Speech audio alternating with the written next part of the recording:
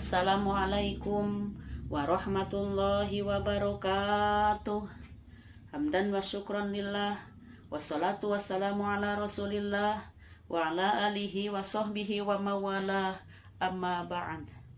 Yang terhormat Hadratul Mukarramin Faralimul Ulama, para dewan juri yang adil dan bijaksana, tak lupa seluruh penonton video ini yang insya Allah calon penghuni surga. Amin ya rabbal alamin. Pertama-tama marilah kita panjatkan puji dan syukur kehadirat Allah Subhanahu wa Ta'ala atas limpahan rahmat dan hidayahnya lah, sehingga pada kesempatan ini kita masih bisa membedakan dua hal yang berlawanan, dua hal yang kontroversi, antara hak dan yang batil, yang halal dan yang haram, yang terpuji dan yang tercela, yang benar dan yang salah. Salawat dan salam semoga terlimpah curah kepada junjungan kita, yakni Habibana wa Nabiyana Muhammad sallallahu alaihi wasallam, yang telah menuntun kita dari jalan jahiliyah ke jalan yang terang benderang, yaitu ad-dinul Islam, pada keluarganya, para sahabatnya, dan kepada kita selaku umatnya. Semoga kita mendapatkan syafaat di akhir zaman. Amin ya rabbal alamin. Hadirin yang dirahmati Allah Subhanahu wa Ta'ala, pada kesempatan ini, izinkanlah saya akan kultum mengambil tema memperkokoh dan memperluas dakwah kemanusiaan. Dakwah kemanusiaan merupakan panggilan suci bagi umat manusia yang memberikan pesan kebenaran, yang memberikan pesan kebaikan, menyuruh perbuatan yang ma'ruf dan mencegah dari perbuatan yang munkar. Firman Allah dalam Al-Quran, Surah Ali Imran ayat 104. A'udzu billahi minasyaitonir rajim. Wal takum minkum ummatun yad'una ilal khair wa ya'muruna bil ma'rufi wa yanhauna 'anil munkar wa ulaika humul muflihun. Shadaqallahul azim. Dan hendaklah di antara kamu ada segolongan orang yang menyeru kepada kebaikan, menyuruh perbuatan yang ma'ruf, mencegah dari perbuatan yang munkar, dan mereka itulah orang-orang yang beruntung. Hadirin yang dirahmati Allah Subhanahu wa Ta'ala, ayat ini menegaskan bahwa Allah Subhanahu wa Ta'ala memerintahkan kepada umatnya agar bisa menyeru kepada kebaikan, menyuruh perbuatan yang ma'ruf dan mencegah dari perbuatan yang munkar.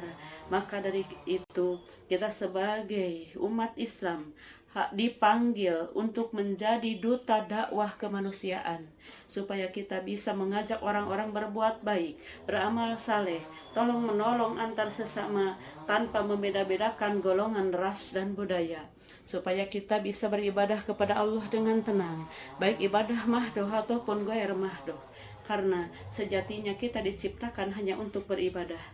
Wa ma khalaqtul jinna wal insa illa liya'budun. Tidak semata-mata kami menciptakan jin dan manusia, melainkan hanya untuk beribadah kepadanya. Hadirin yang dirahmati Allah, beribadah merupakan suatu kewajiban dan merupakan suatu bekal untuk kita menghadap Allah, yaitu kematian.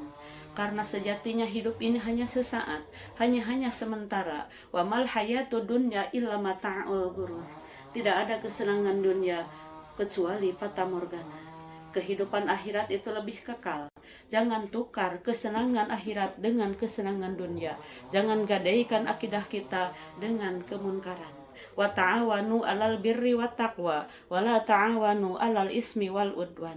Bekerja samalah kamu dengan hal-hal yang baik dan takwa, dan jangan bekerja sama dengan hal-hal yang buruk dan munkar. Hadirin yang dirahmati Allah, karena hidup di dunia ini hanya sementara.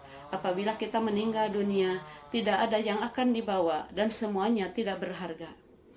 Badan pun tak berharga, sesaat ditinggal nyawa. Anak suami tercinta, tak sudi lagi bersama. Secepatnya jasa dipendam, secepatnya jasa dipendam, karena tak lagi dibutuhkan. Diri yang semula dipuja, ini bangkai tak berguna. Dari kamar yang indah, kasur empuk tilam putih, kini harus berpindah, terkubur dalam perut bumi. Hadirin yang dirahmati Allah Subhanahu wa Ta'ala. Namun kita jujur saja, mendengar kematian itu kita takut. Coba kita tanya di majelis-majelis taklim, tanya di pengajian-pengajian, mendengar kematian itu takut. Kenapa takut?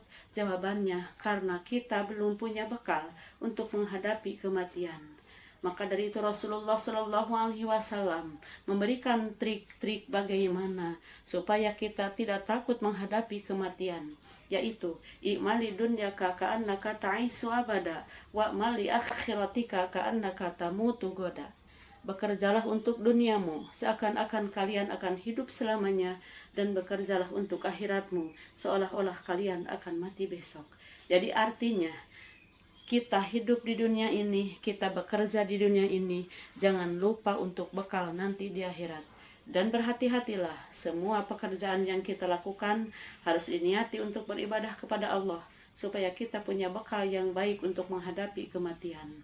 Hadirin yang dirahmati Allah, Rasulullah Shallallahu Alaihi Wasallam pernah bersabda, "Idza matabnu adama in qata'a amaluhu ila min salasin, shadaqatin jariyatin, aw ilmin yuntafa'u bih, aw waladin sholihin yad'ulah." Apabila seseorang meninggal dunia, maka putuslah semua amalnya kecuali 3 perkara. Pertama, sedekah jariyah. 2, ilmu yang bermanfaat. 3, anak yang soleh yang senantiasa mendoakan kedua orang tuanya. Hadirin yang dirahmati Allah, sedekah jariyah sudah jelas.